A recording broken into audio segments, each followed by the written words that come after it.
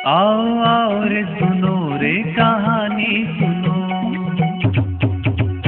आओ रे सुनो रे कहानी सुनो, कहानी सुनो रे सुहानी सुनो, कहानी सुनो रे सुहानी सुनो, आओ आओ।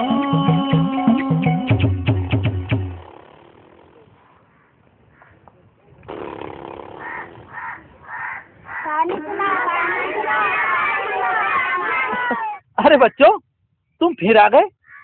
अरे थोड़ा सुस्ता तो लेने देते। कहानी सुनोगे? हाँ हाँ सुनाता हूँ भाई, कहानी भी सुनाता हूँ। अब मैं तुमको एक ऐसे राजा की कहानी सुनाता हूँ जो बहुत घमंडी था, बहुत हिंसा करता था और अभिमानी भी था। राजा श्रेणिक नाम था उसका।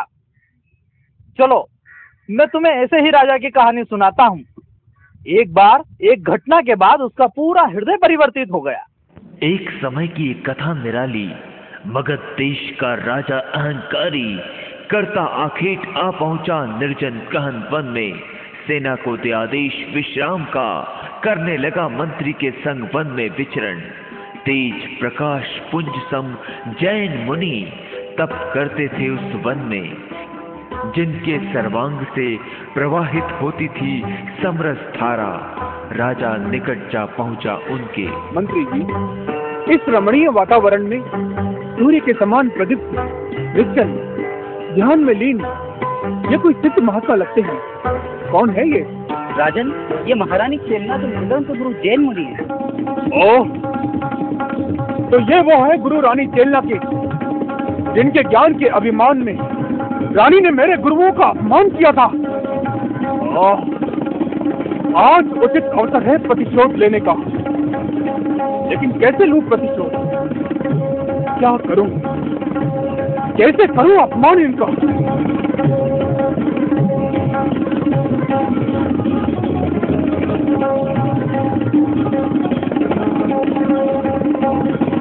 कैसे लूं प्रतिशोध? क्या करूं? कैसे करूं अपमान इनका? अरे ये सब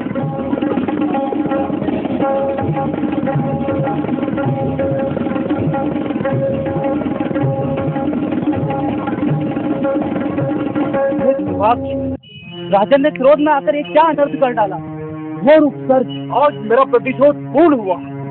मंत्री जी, सेना को महल की ओर चलने का आदेश दो। जानकर उपसर्ग अकारण करुणा मूर्ति मुनिराज ने उपयोग हटाया देह से, हुए अंतर ध्यान शुद्ध चिद्रूप में।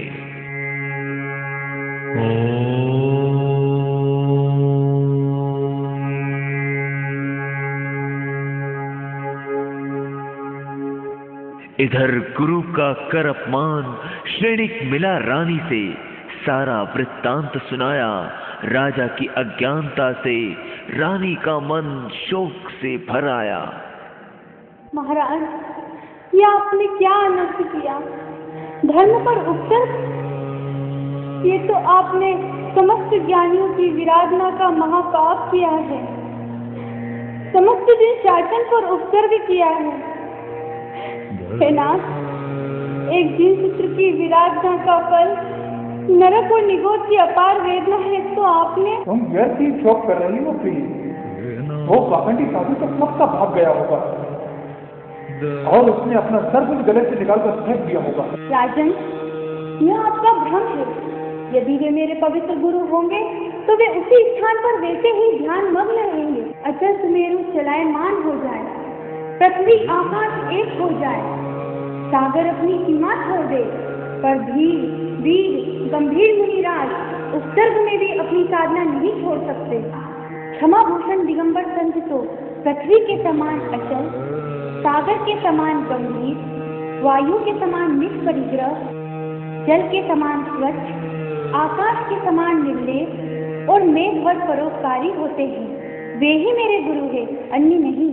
स्वामी, ऐसे वीतराग मुनि पर उपसर्ग करके आपने व्यर्थ ही अपने को दुर्गति का पात्र बनाया है।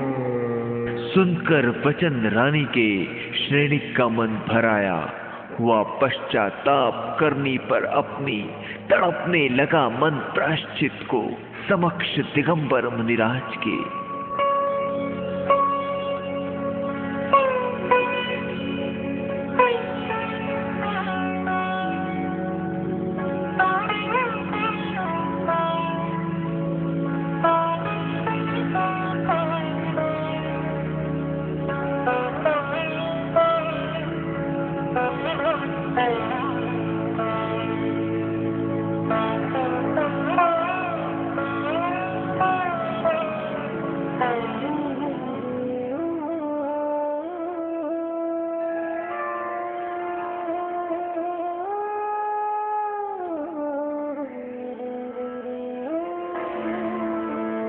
अहो धन्य मुनि दशा, धन्य वीतराग धर्म।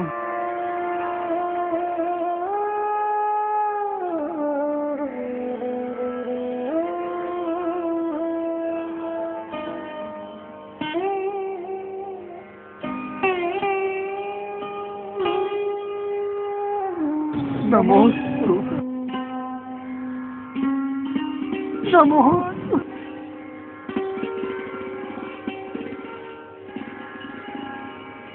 एन वृद्धि दोनों को एक सा आशीर्वाद। ओहो धन्य है वीतराग संतों की अद्भुत क्षमा। हे मुनिराज, हमें धर्म संबोधन दीजिए। राजन, ये प्राणी मिथ्यात्व के वश होकर अनंत काल से अनंत भव चक्रों में परिभ्रमण करता हुआ अपार दुख भोग रहा है। भाग्यवत चिंतामणि तुल्य ये मनुष्य पर्याय और उत्तम कुल मिला है। राजन, अब उत्तम अवसर आया है, जीवन क्षण भंगुर है, इसीलिए हे राजन रत्न त्रय धर्म धारण करो। भगवान आत्मा त्रिकाल मुक्त है, उसके आश्रय से धर्म और आनंद प्रकट होता है।